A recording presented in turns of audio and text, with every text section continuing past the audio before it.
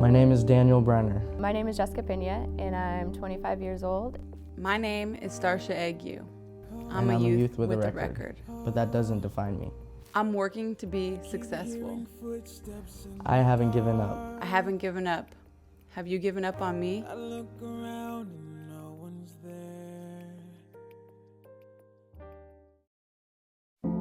Our legislature, only 10 years later in '77, adopted the Juvenile Justice Act, which did ensure that juveniles had fair trials, due process rights, the same as adults.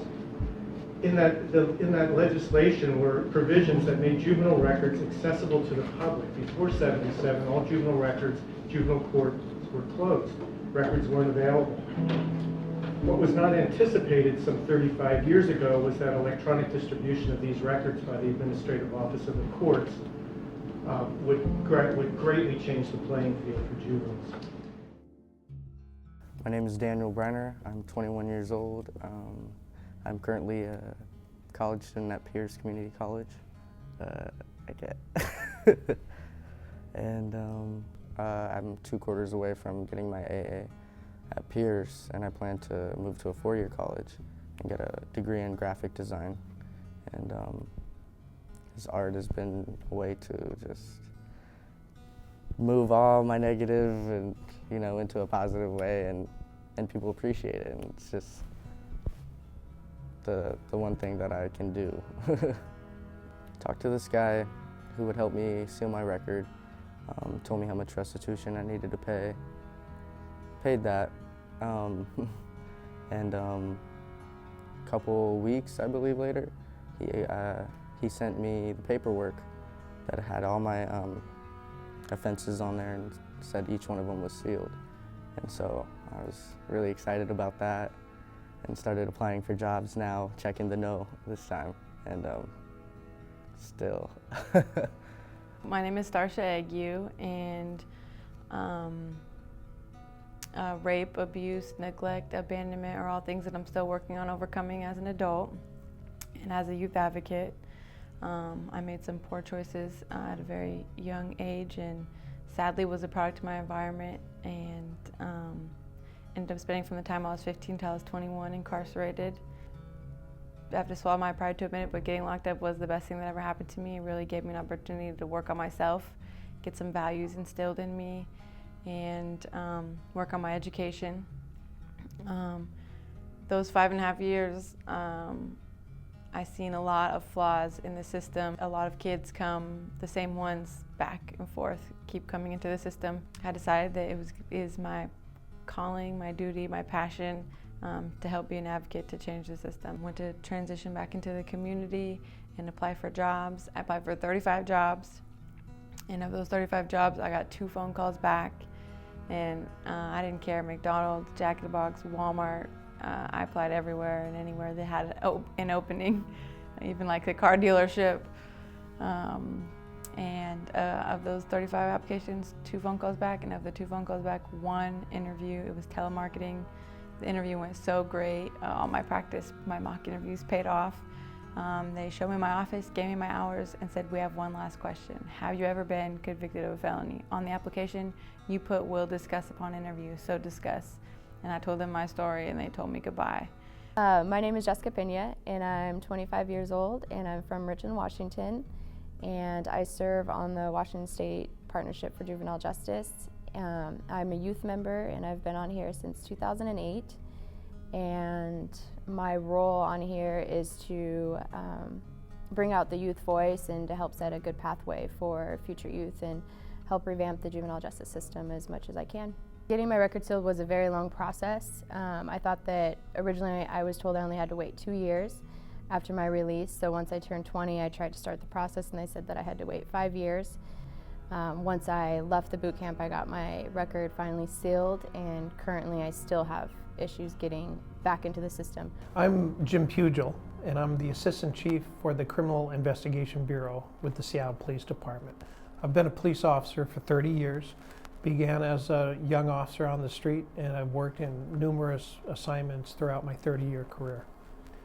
Well, much of law enforcement, and then certainly all the criminal justice system, relies on records to adequately make an informed decision. We have to know what the record of a person is. Records are important to show what a person has done and what a person has not done. But our whole philosophy is that once a person has committed an offense and they've been found to be guilty of that offense, but they've served their time or they've done their sentence or their community service or however they've paid back society and the victim, then it should be finished. And those records really should have limited use on what they can be used for. Well, I think it's one of the most important issues facing our state right now. As a juvenile court judge, I realize that young people that come into the system will fall into periods of trouble. It could be family issues or home issues or economic issues, but many of them have the ability to improve their lives and improve their role in society. However, this issue of records is a major barrier to employment, to educational opportunities, and to really turning their lives around. So I'm really concerned about it and think that this is a very important initiative. We get them into this system and then we label them criminal. And then we keep them there. We keep them, right? We freeze them in time. We tell them when they're 13 years old, this is who you are. This is who you're gonna be. And then we don't give them any relief. And then they just get discouraged. They don't get the job. They don't have the ability to go to college. They can't even get a license to do things like be a massage therapist or be a dental assistant or a nurse's aide. They wanted to go to school and become a nurse's aide or a pharmacy assistant, and they apply for the license and they get turned down. People definitely have a right to look at me differently. Back then, when I had first done it, and however, it's been 7 years. Like, really, 7 years. And I've done everything that I'm supposed to do. Followed all the procedures to clear this up so that I can move on with my life, but unfortunately, it still keeps haunting me. I think there's not a day that goes by where I don't feel like, maybe, come on, you're not gonna get a job, you're not.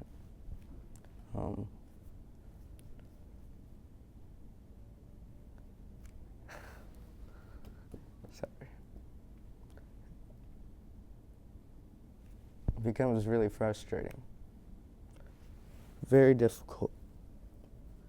Working hard, going to school, but I don't know if I'm even going to be able to get a job even afterwards. Is my hard work going to be even worth all of this? So. The kids that are in our system, they are kids that are like 16 years old that have never had somebody say, I love you before. Nobody has ever just said, I love you. These are the kids who they needed some support, some guidance. When I was 15 years old and I got locked up and I got 5.5 years, I didn't know that families sat down and had dinner and said grace together. We did not do that in my house. My dad would be cooking meth in the shack next door, and I was making whatever I could from the food that we got at our food bank, the powdered eggs and the powdered milk. These kids just need some love and some support and some guidance, and to really help them to develop into the unique and amazing individuals that they are. I think that currently the mindset of community members when these youth get out, there's not a lot that are willing to give these kids a chance. We have kids that leave and are denied jobs because of their record. And if only it were the only way, the opposite way, to give these kids a second chance, give them a job, help them get on their feet. I guess to me, that's how it should be. These kids have served their time, they've learned from their mistakes, be a mentor to them and help them continue on that right path. One of the main reasons that I decided to get my act together was because I had 2 younger siblings. when I was 15 and I got locked up, and I did not want to be, I didn't want to be that horrible example. I wanted to show them that I could break the cycle, that we didn't have to turn to drugs and alcohol or commit crimes to get our needs met or to survive, that if we find the right people in the right places, somebody out there will help. And to date, my siblings are now in foster care. They are all three. I have 3 siblings. I have a younger brother now. They're all in separate homes. This is my mom's 17th CPS report to date, and they're actually giving the kids back. Unbelievable, but they're giving the kids back. And the reason that why juvenile records need to change, not just for me or not just for the youth that I'm working with right now, but for my own siblings. Literally today, my younger sister ran away from foster care a few weeks ago and was picked up, and now she has an arrest record. So at the age of 14, she already is going to be having a juvenile record before she's even 16 years old and can get a job. She already is going to have this record that's going to stop her from getting into opportunities that can change the trajectory of her life course path. And it's so incredibly sad, and it's sad. Core of who you are, the first thing that people often think about is their family. You know, their family history, where they've come from. And for a lot of our systems involved youth, I think that piece is broken, or at least it may be completely missing. You know, if they're legal orphans, if their parents' parental rights have been terminated, they do not have a family anymore. They may have a foster family, but it's not the family that they grew up with. So I think for the public to understand that, you know, you can only project your own kind of expectations, and you can only project your own experiences so much onto other people, because if you really don't understand what our young people who are in systems involved have been through, at least listen to them and listen to their stories and try and understand how it's fundamentally different from your own, and so that you might need to apply a different set of principles when you're passing judgments. Youth who are growing up in an environment where they know nothing different. They are taught from such an early age, it's literally ingrained in them that this is how you live life. This is what is normal. There's nothing different for people like us. That's literally what my mindset was like, and how the kids feel. Some folks, I'm a therapist, and so in my field, we caution parents that adolescence is kind of like a disorder. You know, their thinking's kind of, not all there. Low impulse control. They're in the now. They're in the feeling, and they make a lot of mistakes. And to have a criminal record track them through their entire life, based on where they were developmentally as an adolescent, I think that's not appropriate. We learn a lot, and one of the big lessons that has been learned nationally is about brain development and psychological development in young people. And the conventional wisdom nowadays is, or in fact the research finds, that young people really don't fully develop the degree of maturity that we would expect from adults until they're 25. It's not 18. And so this is why the Supreme Court has recently ruled that it's cruel and unusual to sentence young people to life in prison without the possibility of parole. It's the reason why the Supreme Court in recent years has found the death penalty for juveniles unconstitutional and for people with developmental disability. We say in our system that we believe in rehabilitation. We say in our system that we understand the science of brain development. If we put those two together, we would do things totally different than we're doing in the state of Washington as it relates to youth records. Youth records in this state are sold to companies, and a youth can commit even a minor offense at an early age, and that's held against them for the rest of their life. That's one of the contributing factors, I think, to the recidivism rate. When we work with youth, we must provide, we must, number one, have them to be responsible for their actions. But number two, if we believe in rehabilitation, we should be working toward trying to make tomorrow better for youth. We're not making tomorrow better for youth if we hold something against them that happened years and years ago, and they've actually taken steps in their life to change. We need to do that differently. That's the weakest part of our system. AOC decided they could make some money on this, so they sell the batch data. They will sell every record, every court record they have to certain agencies that they contract with. So we have AOC sending it out to some private companies, for example, IntelliCorp, LexisNexis. Didn't even directly apply to me. You have to wait 5 years from the time that you were released, not 5 years from the time of the crime. So technically, I couldn't even still get my record sealed under the law until next year, which would be 3 years after I have my degree in criminal justice. The only option that I had was to ask the governor for a pardon.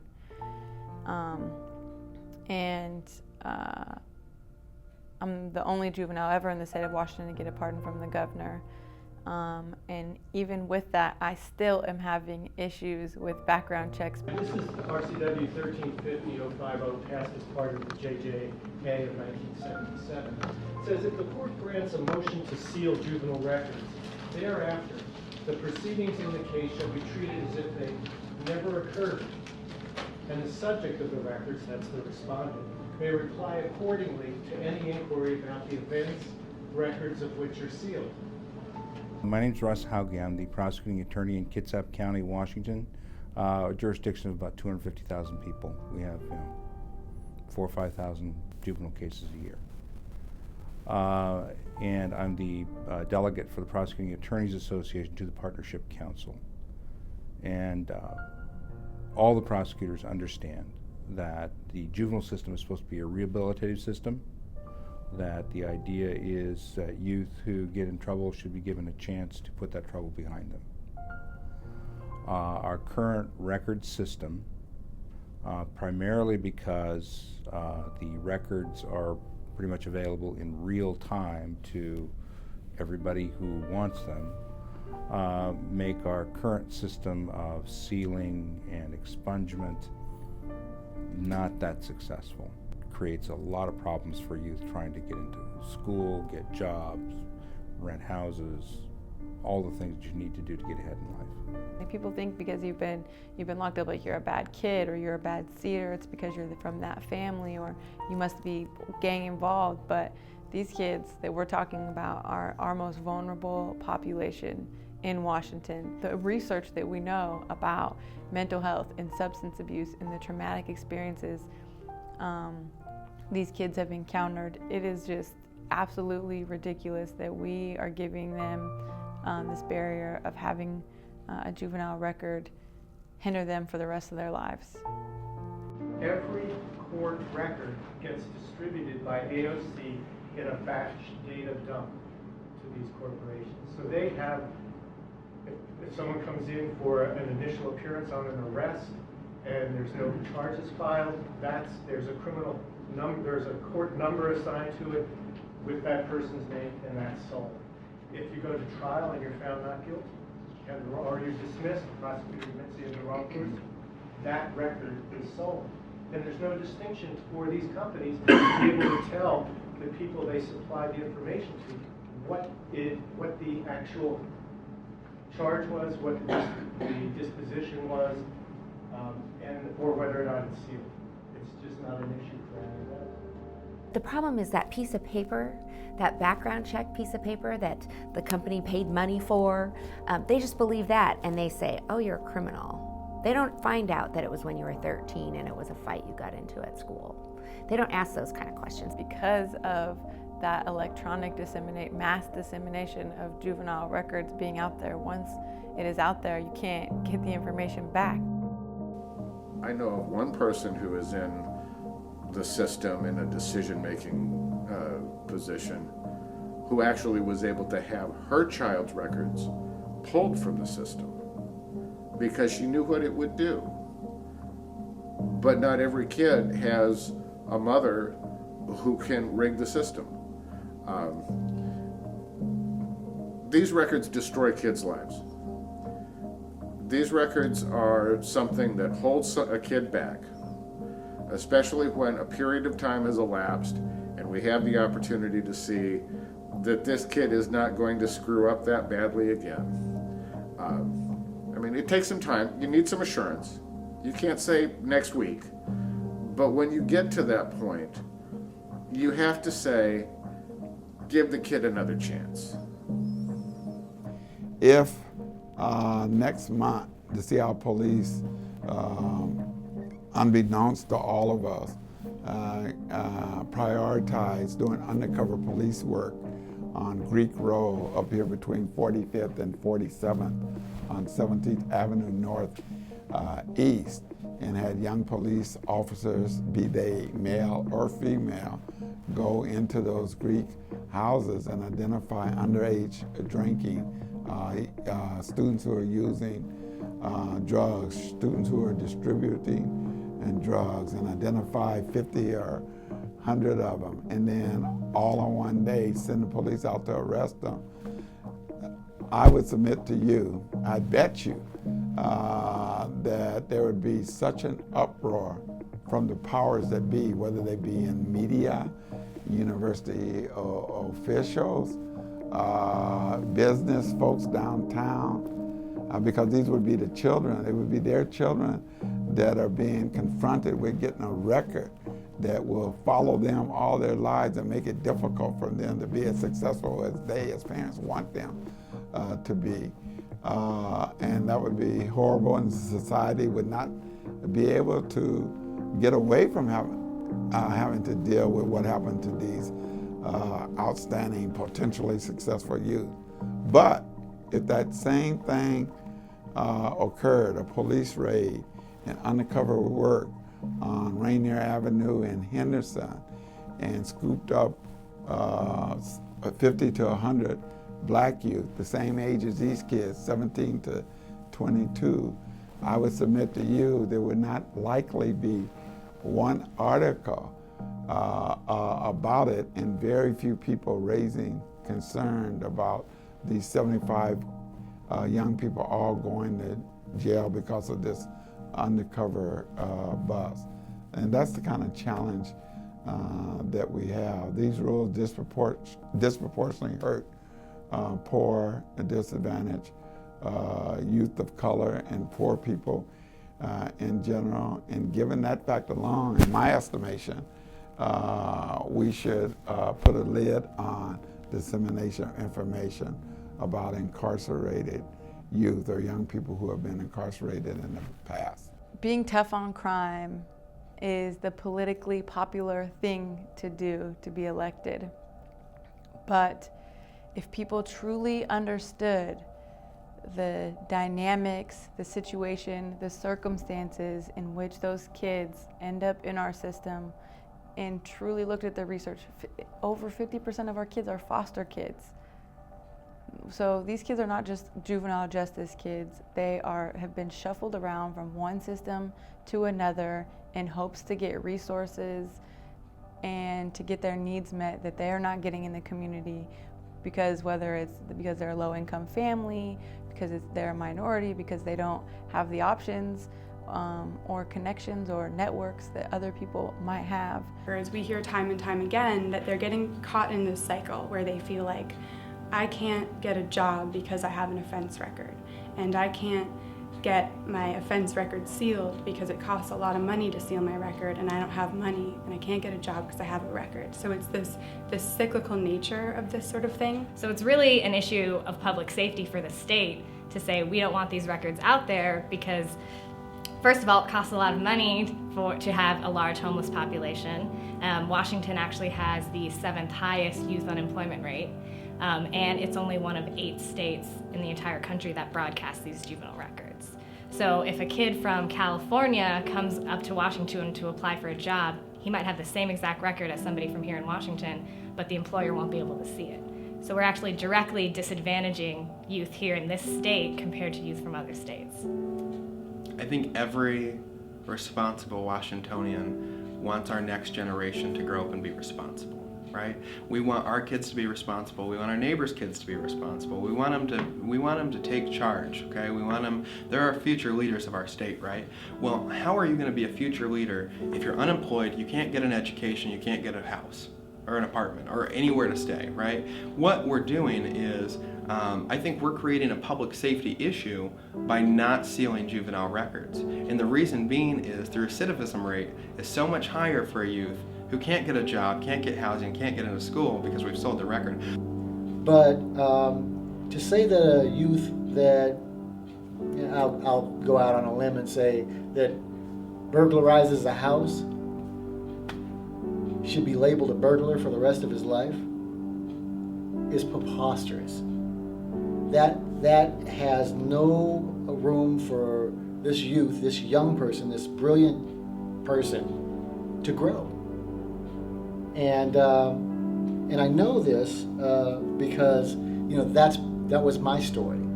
I know this because, as I said, I was raised in Holly Park, and I didn't walk out of there without having my share of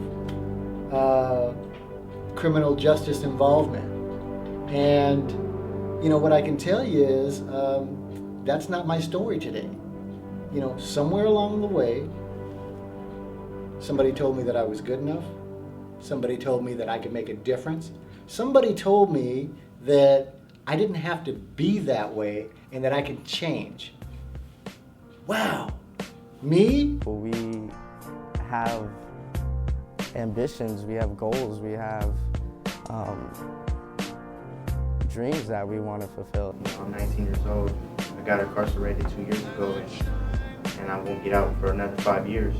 And I know that that's going to help me develop more and become more mature.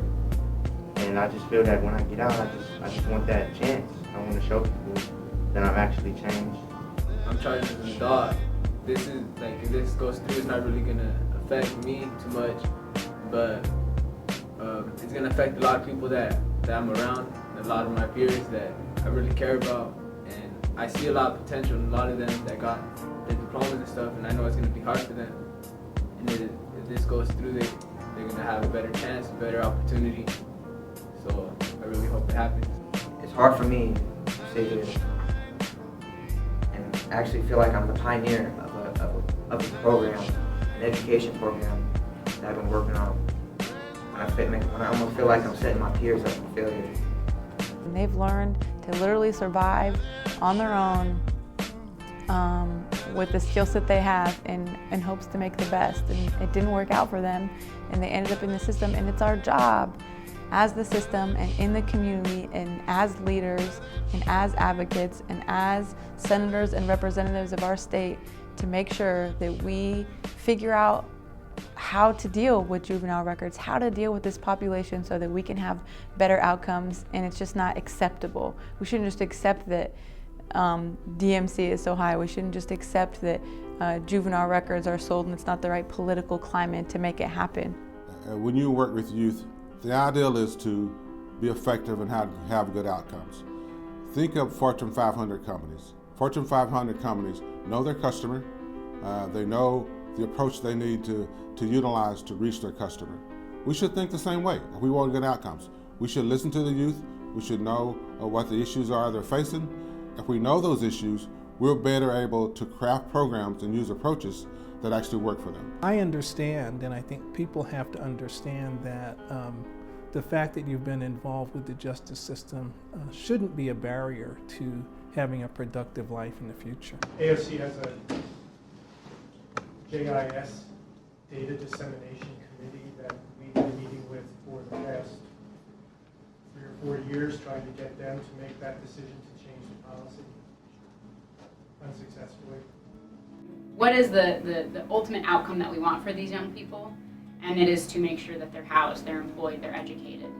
Knowing everything that we do about those kids that are in our system, having a juvenile record is just one more,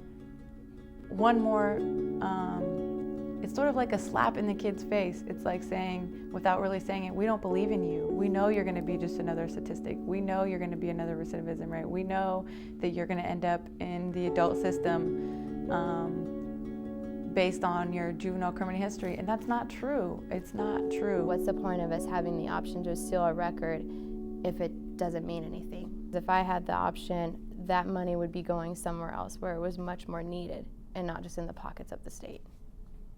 I think we make our society less safe when we don't do everything we can to rehabilitate these young people and to give them an opportunity to succeed and have real jobs where they can make real money and feel good about themselves and contribute to our economy.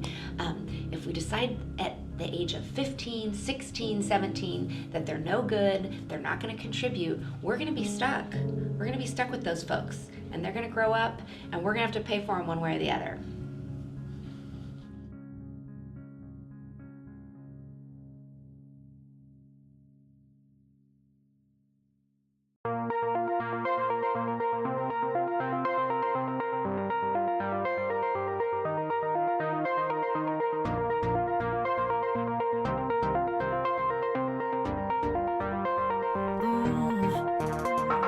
Tell me I can't be, tell me I can't go, tell me I can't do that. They do what it takes to discourage and break you, trying to hold you back.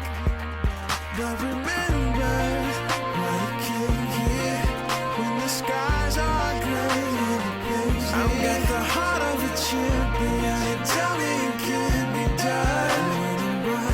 I remind myself to win, to fight, to conquer, to thrive. I came to win, to survive, to prosper, to rise, to fly.